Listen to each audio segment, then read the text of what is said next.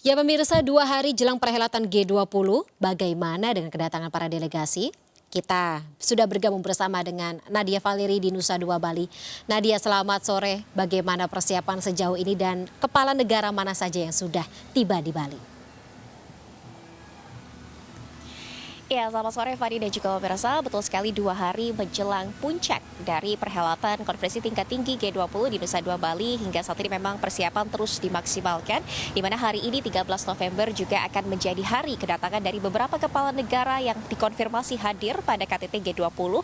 Di antaranya Presiden Amerika Serikat Joe Biden, kemudian Presiden China Xi Jinping, kemudian juga ada nama Perdana Menteri Kanada Justin Trudeau yang juga dikonfirmasi akan hadir pada pertemuan 2 hari mendatang.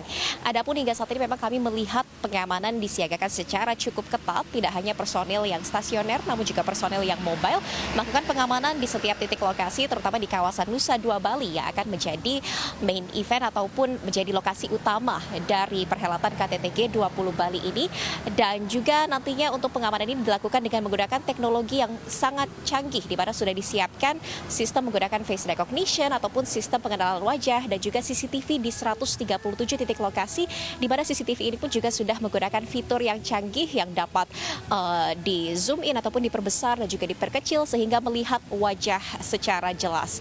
Dan juga nantinya untuk pengamanan ini masih akan terus disiagakan hingga malam hari nanti. Juga kami mendapatkan informasi dari personil gabungan yang disiagakan dari berbagai gugus tugas ini juga akan melakukan apel kesiapan pasukan untuk nantinya mengawal kedatangan dari para delegasi dan juga para kepala negara yang akan hadir, di mana sejauh ini Fani dan juga pemirsa, untuk anggota G20 sendiri saja sudah terkonfirmasi 17 kepala negara yang hadir. Memang ada beberapa kepala negara anggota G20 dan juga tamu undangan yang tidak bisa hadir, dan ini juga sudah disampaikan melalui surat ataupun nota diplomatik kepada Indonesia, di antaranya Presiden Rusia Vladimir Putin yang tidak hadir karena alasan domestik dan akan diwakili oleh Menteri Luar Negeri, kemudian juga Presiden Ukraina Zelensky yang juga akan diwakili, kemudian juga Presiden Brazil dan Meksiko, serta pemerintah Fiji yang juga akan mengirimkan special envoy ataupun utusan khusus. Hingga saat ini kami masih melihat persiapan yang terus dimaksimalkan untuk mengawal puncak dari KTT G20 pada 15 November 2022 mendatang. Fani.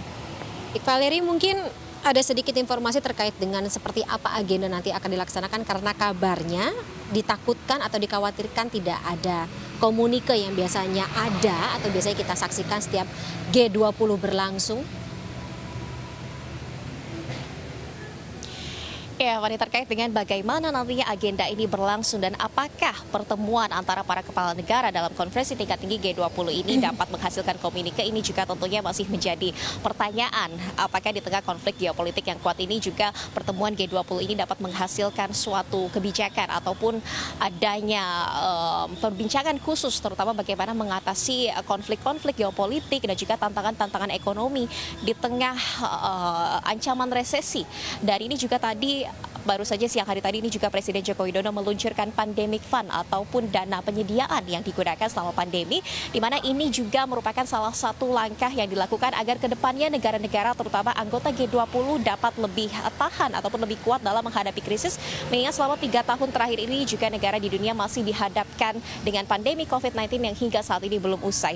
Berdasarkan poin-poin catatan dari konferensi pers yang disampaikan secara virtual oleh Presiden Joko Widodo tadi siang, ini memang disampaikan bahwa terbukti selama 3 tahun ini negara di dunia belum siap menghadapi krisis terutama di tengah pandemi COVID-19 dan juga konflik geopolitik yang kuat. Dan maka dari itu juga Indonesia tadi sudah mengumumkan telah berkontribusi terhadap pandemic fund ini dengan menyetorkan dana sebesar 50 juta dolar Amerika Serikat. Dan total dari seluruh negara G20 mengumpulkan pandemic fund hingga saat ini sudah tercapai sebesar 1,4 miliar dolar Amerika Serikat. Sehingga ini merupakan bukti nyata bahwa di tengah perhelatan KTT G20 ini memang ada upaya yang kuat dari masing-masing negara G20 untuk betul-betul menyesuaikan dengan tema yang diusung, yaitu Recover Together, Recover Stronger, ataupun pulih bersama dan pulih lebih kuat dalam menghadapi tantangan di tengah bahaya resesi, di tengah pandemi COVID-19, dan juga di tengah ancaman krisis ekonomi dan juga bisnis global ke depannya. Tentunya kita juga masih menanti apakah pada puncak KTT G20 15 hingga 16 November 2022 mendatang, apa apa kesepakatan yang tercapai dari pertemuan antara beberapa kepala negara di dunia ini. Terutama kita juga melihat kehadiran dari dua kepala negara adik kuasa, ini Presiden Amerika Serikat Joe Biden dan juga Presiden China Xi Jinping. Ini menjadi sangat menarik dan tentunya akan dinantikan apa sebetulnya yang tercapai dari KTT G20 di Nusa Dua Bali. Ya, Fani. Menarik melihat bagaimana proses dan juga nanti hasilnya akan kita dapatkan ya dari pelaksanaan KTT G20. Terima kasih atas informasi yang komprehensif. Nadia Valeri melaporkan langsung dari Nusa Dua Bali. Selamat kembali bertugas.